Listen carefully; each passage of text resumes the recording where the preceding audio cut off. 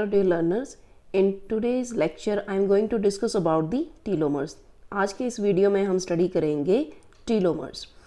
टीलोमर्स जैसा कि हम सभी को पता है कि जो भी यूकैरियोटिक क्रोमोसोम्स हैं वो लीनियर होते हैं और यूकैरियोटिक क्रोमोसोम के जो एंड्स हैं उन एंड्स को हम क्या बोलते हैं, टीलोमर्स बोलते हैं। मतलब अगर मैं सिंपल बात करूं तो जो भी एंड्स ऑफ द क्रोमोसोम हैं उनको हम बोलते हैं टेलोमर्स बोलते हैं।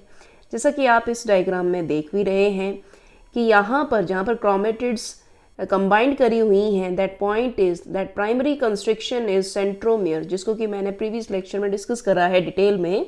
और end of the chromosome means chromatids के एंड पर आपको क्या नजर आ रहे हैं, this region is known as telomere.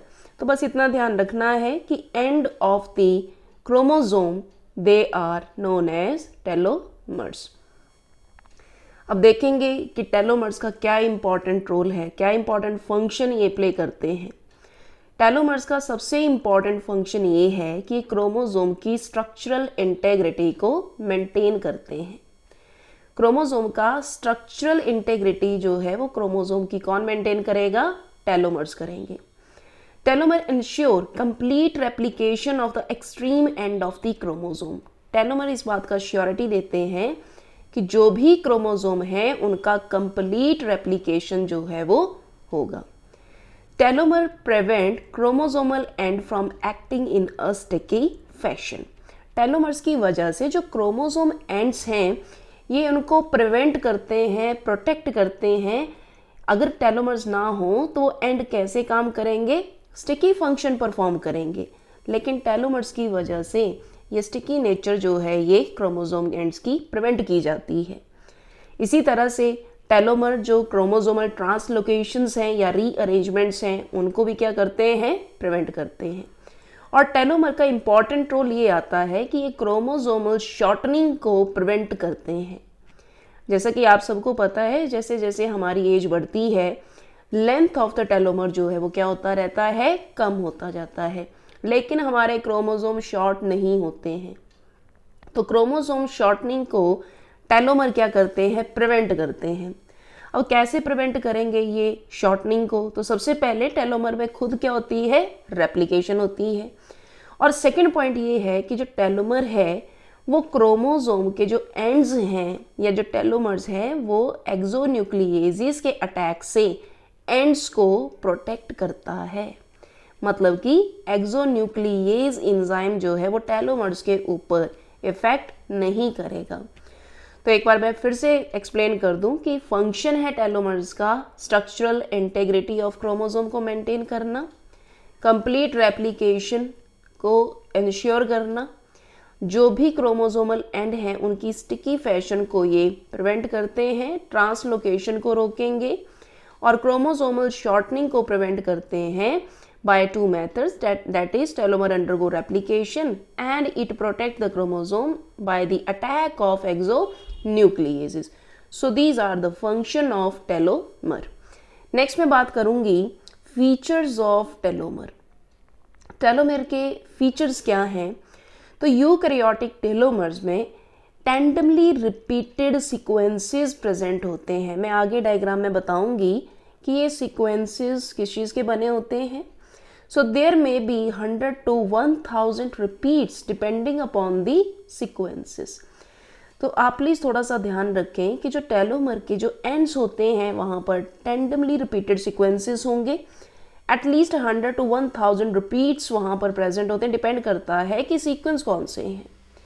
Telomeric sequences है property of presence of guanine rich single strand 3' overhang. मैं अभी इसको बताऊंगी कि यहाँ पर 3' ओवरहैंग जो है वो प्रेजेंट होगा, क्योंकि भाई टेलोमर ने रेप्लिकेशन भी तो करनी है। तो टेलोमर के लिए कोई कॉम्प्लीमेंट्री स्ट्रैंड तो होता नहीं है डीएनए का, इसलिए वहाँ पर थोड़ा सा ध्यान रखना है। मीन्स टेम्पलेट स्ट्रैंड नहीं, कॉम्प्लीमेंट्री नहीं होगा। वहाँ पर क्या प्रेजेंट होता है, guanine rich single strand 3' overhang, जिसमें कम से कम 50 to 300 न्यूक्लियोटाइड्स प्रेजेंट होते हैं। Then 2 sequence specific DNA binding proteins होंगी जैसे कि TRF1 and TRF2, that is telomeric repeat binding factor 1 and telomeric repeat binding factor 2, and these protein bind directly with the telomeric sequences and which in turn interact with the large number of proteins. तो सबसे पहले telomeric के साथ कौन कौन C act करेंगी, TRF1 and TRF2, और उसके बाद ये फर्दर जो लार्ज नंबर ऑफ प्रोटीन्स हैं उनके साथ इंटरेक्ट करते हैं।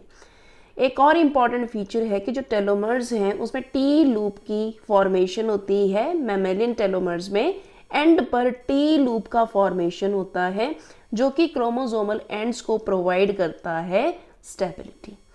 तो आपने ध्यान रखना, इट इज़ इम्पॉर्टेंट पॉइंट कि जो मैमेलियन टेलोमर्स हैं उनमें फॉर्मेशन होती है टी लूप की, और टी लूप क्या प्रोवाइड करती है, स्टेबिलिटी टू क्रोमोसोमल एंड्स। अगर लेबोरेटरी कंडीशंस की बात की जाए तो guanine bases have an unusual capacity to associate with one another. जो भी ग्वेनिन बेसिस हैं ये एक दूसरे के साथ अनयूजुअल मैनर में क्या करते हैं, एसोसिएट होते हैं।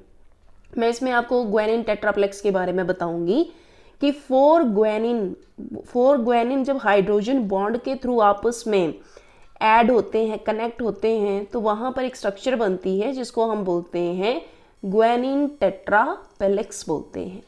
तो यहाँ पर थोड़ा सा ध्यान रखना है कि टेलोमर में टेंडमली रिपीटेड सीक्वेंसेस होते हैं, और जो भी टेलोमेरिक सीक्वेंस होगा उसमें guanine rich single stranded 3 prime overhang होता है जिसमें कि 50 से 300 न्यूक्लियोटाइड प्रेजेंट होंगे।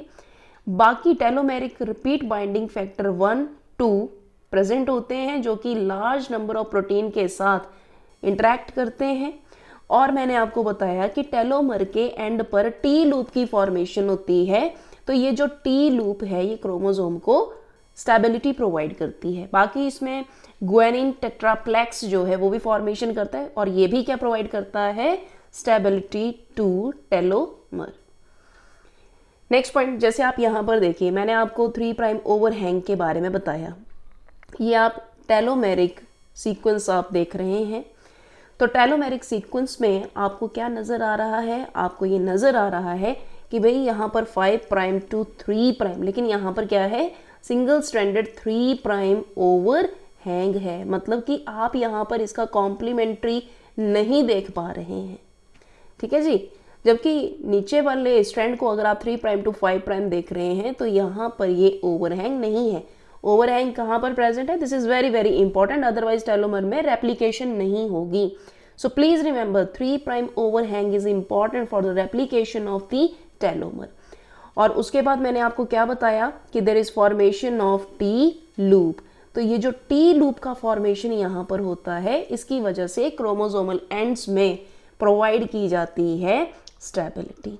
तो ये मैं आपको जस्ट अभी बता ही चुकी हूँ कि जो डीएनए है, टेलोमर का जो डीएनए होता है उसमें guanine rich tandem sequences present होंगे, और साथ में आप क्या देख रहे हैं, 3 प्राइम ओवरहैंग जो है वो इम्पॉर्टेंट है। इस 3 प्राइम ओवरहैंग की वजह से क्या बनता है, this is important for the telomeric protection by the formation of duplex loop. Otherwise नहीं तो लूप कैसा बनेगा, डुप्लेक्स बनेगा। तो टेलोमेरिक डुप्लेक्स डीएनए जो है बाद में क्या बनाता है, टी लूप बनाता है, ताकि ये स्टिकी एंड्स का जॉइनिंग को प्रोटेक्ट या अवॉइड कर सके। बस 2 पॉइंट आपने ध्यान रखने हैं। एक आप याद रखिए कि 3 प्राइम ओवरहैंग होगा, और दूसरा आपने याद रखना है कि इसमें टी लूप की प्रेजेंस होती है स्टेबिलिटी पॉइंट ऑफ व्यू से। अदरवाइज स्टिकी नेचर की वजह से जो डीएनए के स्ट्रैंड्स हैं वो आपस में फ्यूज कर सकते हैं। So this is the important point for the telomere. Next point, the sequence of telomere they are highly conserved during the evolution। जो टेलोमेरिक सीक्वेंसेस होते हैं दे आर हाईली कंजर्व्ड। जैसे कि ह्यूमन बीइंग में बात करें तो जो टेलोमेरिक सीक्वेंसेस है वो होगा TTAGGC। क्या, TTAGGC।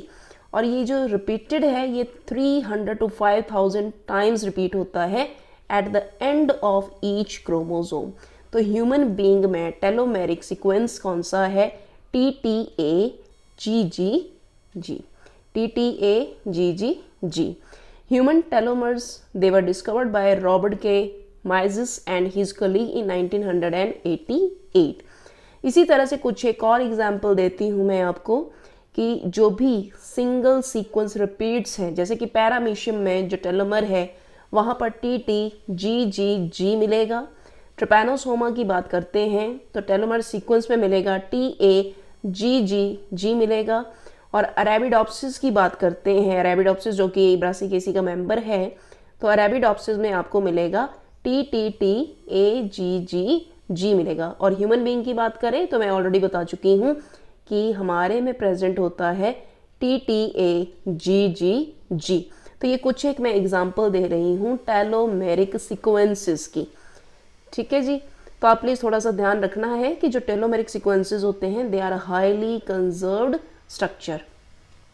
नेक्स्ट पॉइंट हम बात करेंगे टेलोमेरेज एंजाइम। अभी तो हमने टेलोमेर के बारे में बात किया, अब हम बात करेंगे कि ये टेलोमेरेज एंजाइम क्या है और इसका पर्टिकुलर फंक्शन क्या होता है। तो टेलोमेरेज की अगर मैं बात करूं, so this is the enzyme that synthesize the telomere. Telomere को सिंथेसाइज करने के लिए टेलोमेरेज एंजाइम की ज़रूरत पड़ती है। Telomeric sequence appear to be added de novo without the DNA template. आप इसमें थोड़ा सा ध्यान रखें कि यहाँ पर जो टेलोमेरिक सीक्वेंसेस का ये फीचर रहता है कि जो भी एडिशन है that is without DNA template, template नहीं होता है यहाँ पे, that is assistance by an enzyme. तो टेम्पलेट प्रोवाइड कौन करेगा?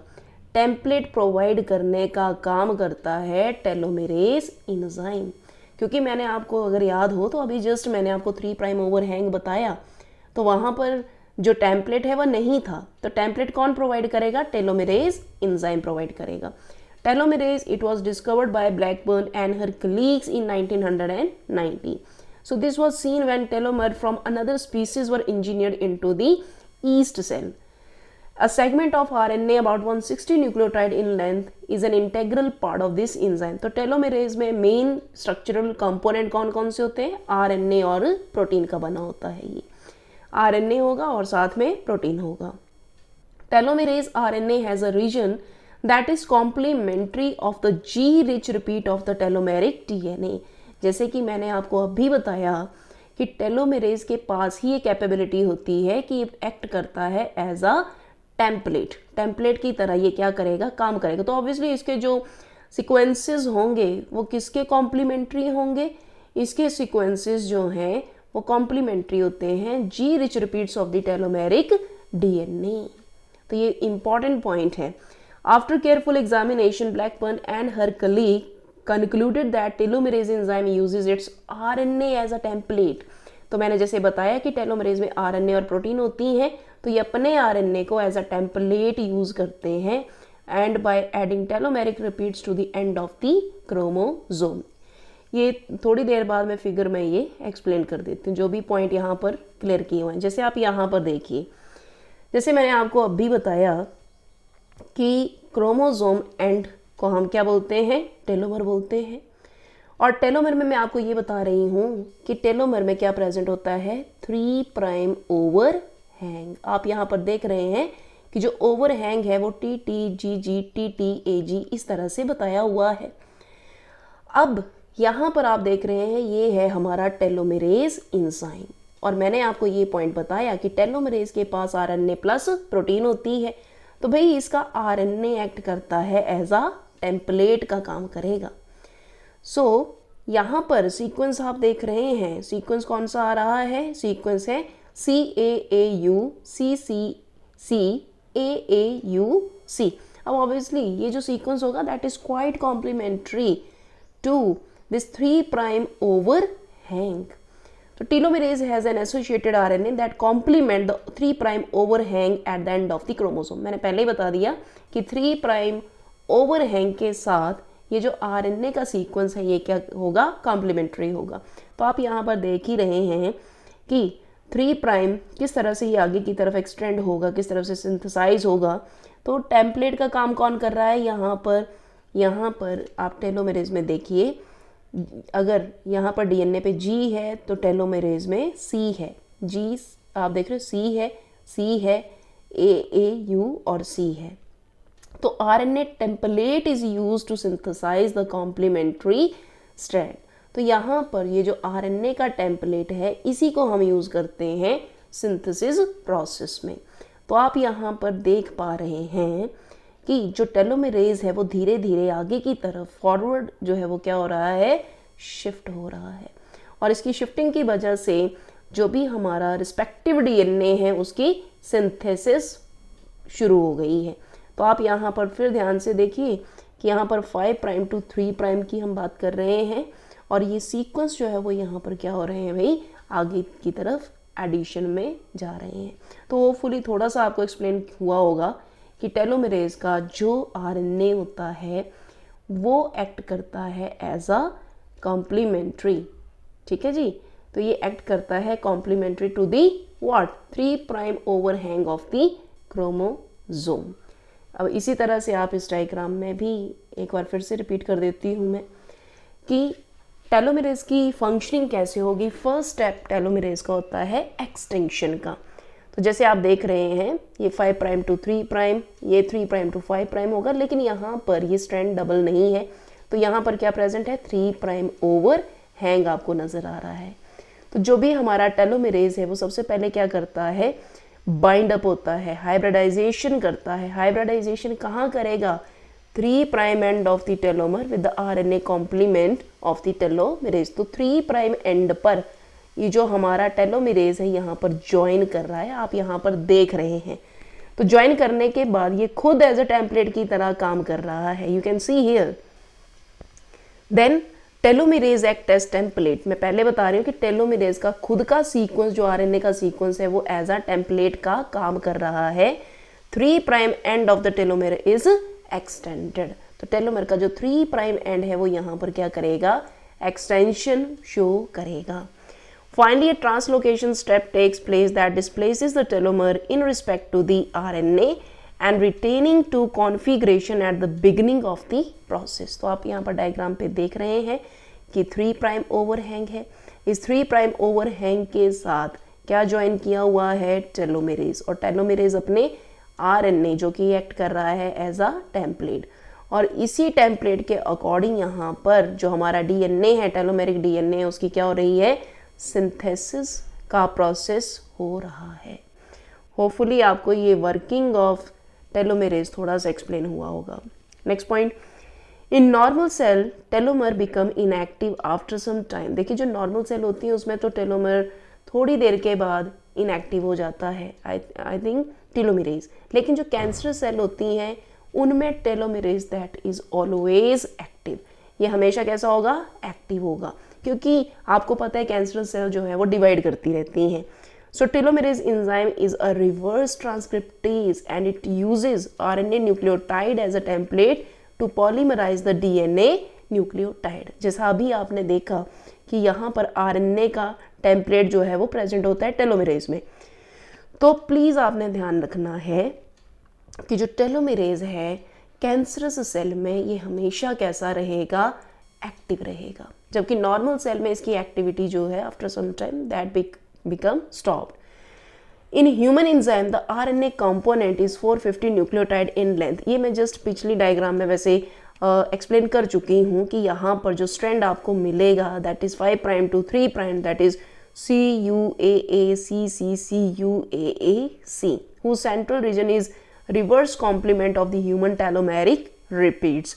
तो जैसे कि ह्यूमन बीइंग में आपको बताया गया कि टेलोमेरिक रिपीट्स होते हैं TTAGGG। तो आप यहाँ पर देख रहे हैं, यहाँ पर आप प्लीज़ इसको थोड़ा सा कंपेयर करें कि यहाँ पर TTGGG इसके अकॉर्डिंग जो है वो ह्यूमन बीइंग का टेलोमर जो है वो प्रेजेंट है। So this end enable the telomerase to extend the telomeric DNA at the 3 prime end of the polynucleotide by copying mechanism in which telomerase RNA it act as a template in the extension step। ये point मैं just अभी explain कर चुकी हूँ कि जैसा आपको मैंने यहाँ पर बताया कि 3 प्राइम ओवरहैंग है और 3 प्राइम ओवरहैंग पर हमारा ये टेलोमेरेज जो है वो बाइंड अप हो रहा है। बाइंड अप होने पर आप यहाँ पर देख भी रहे होंगे कि जो भी कॉम्प्लीमेंट्री चला है वो आपको TT, तो TT के अकॉर्डिंग जो है वो AA आ रहा है और G के अकॉर्डिंग जो है वो C। तो इसी के अकॉर्डिंग हमारा जो DNA है वो क्या होगा, सिंथेसाइज होगा। नेक्स्ट स्टेप मैं बात करूंगी प्रोटेक्शन टू टीलोमर। टीलोमर का प्रोटेक्शन कैसे होता है। वैसे ये पॉइंट ऑलरेडी डिस्कस किया जा चुका है कि जो भी टेलोमर्स हैं उनमें ग्वेनिन रिच डीएनए जो है वो एक कॉम्प्लेक्स स्ट्रक्चर जो है वो बनाता है। आप यहाँ पर ध्यान से देखिए डायग्राम को, आप यहाँ पर देख रहे हैं this is loop 1, this is loop 2 and loop 3 stability point of view से। तो ये जो आपको यहाँ पर टेट्राहीड्रल जैसी स्ट्रक्चर नज़र आ रही है, आप यहाँ पर देखेंगे guanine guanine guanine means 4 guanine जो है वो यहाँ पर प्रेजेंट होंगे इस टेट्राड में। और ये जो ग्वेनिन होते हैं ये आपस में ज्वाइन करते हैं with the help of hydrogen bond और बनाते हैं ये ग्वेनिन टेट्राप्लेक्स। तो ग्वेनिन टेट्राप्लेक्स जो है वो प्रोवाइड करता है स्टेबिलिटी टू टेलोमर, जो कि मैं ऑलरेडी आपको बता चुकी हूँ। चलिए नेक्स्ट हम बात करते हैं role of telomere in cancer. जैसे मैंने जस्ट अभी बताया भी है कि कैंसर में टेलोमेरेज जो है वो कैसा होता है, एक्टिव होता है। So not all the cell line display senescence, cancer cells are able to divide continuously in the culture and the absence of senescence और their immortality is associated with the activation of telomerase. मैंने just अभी बताया कि जो भी cancerous cell होते हैं उनमें टेलोमेरेज एक्टिव होता है, जबकि नॉर्मल सेल में टेलोमेरेज कुछ समय के बाद अपनी एक्टिविटी बंद करता है। Some time to the extent that telomere length is maintained through multiple cell division, but often in such a way that telomerase become overactive. In fact, human telomerase was isolated from an immortal cell line derived from the cervical cancer cell. This current information may be exploited for the clinical purpose that if telomerase can be deactivated in the tumor, the cells may they stop dividing. मतलब कि हम क्यों यहाँ पर telomeres की बात कर रहे हैं। अगर किसी ट्यूमरस सेल में या कैंसरस सेल में टेलोमेरेज की एक्टिविटी को स्टॉप कर दिया जाए तो हम कैंसर को रोक सकते हैं। जैसे कि एग्जांपल है यहाँ पे ह्यूमन कैंसर है जिसको कि हम बात कर रहे हैं डिसकेराटोसिस कॉग्निशिया, डिसकेराटोसिस कॉग्निटा। ये क्या होता है, this is due to the mutation in gene specifying the RNA component of the human telomeres. तो भाई अगर हमें ये पता चल जाए कि टेलोमेरेज एक्टिविटी को हम स्टॉप कर सकते हैं तो ऑब्वियसली कैंसर जो है इसको प्रिवेंट किया जा सकता है। सो प्लीज़ रिमेंबर कि कैंसर सेल में टेलोमेरेज ओवर एक्टिव या ओवर एक्टिविटी शो करता है। Then telomerase and aging. देखो जैसे जैसे हमारी एज बढ़ती है टेलोमर्स का जो लेंथ है वो शॉर्ट होता रहता है। आई थिंक मैक्सिमम बच्चों को ये बात पता होगी। In yeast, protozoan and other unicellular organism, telomerase enzyme is active, keeping the end of the chromosome at the appropriate length. These cells can divide potentially forever. लेकिन हायर ऑर्गेनिज्म में मैंने आपको पहले ही बताया कि जो टेलोमर होते हैं वो शॉर्टनिंग शो करते हैं। क्लियर है? Not chromosome, telomere shortening leads to the termination of that particular cell lineage. For several years, the biologists attempted to link this process with cell senescence and phenomena. It was originally observed in cell culture. All normal cell culture have limited lifetime and they have a certain number of division. जितनी भी cells होती हैं उनका एक limited lifespan होता है और proper number of division में जाती हैं और उसके बाद senescence जो है वो होता है। Clear? लेकिन उसके बाद वो डिवाइड नहीं करती हैं। लेकिन कुछ एक मैमेलियन सेल्स हैं जैसे कि fibroblast culture of the connective tissue cells, senescence can be delayed by engineering of the cell so that they synthesize the active telomerase. तो जो एजिंग का प्रोसेस है भाई ध्यान रखें, टेलोमेरेज जैसे जैसे हमारी एजिंग होती है टेलोमेरेज की एक्टिविटी कम होती है। ठीक है, आपने ध्यान रखना है कि टेलोमेरेज ड्यू टू एजिंग जो है वो कम होता है। लेकिन कुछ एक ऐसी सेल्स होती हैं या कैंसर सेल हैं जिसमें टेलोमेरेज की सेल्स जो हैं या टेलोमेरेज क्या होगा, एक्टिव होगा। उसके बाद how do cell keep track of number of their telomeric repeats.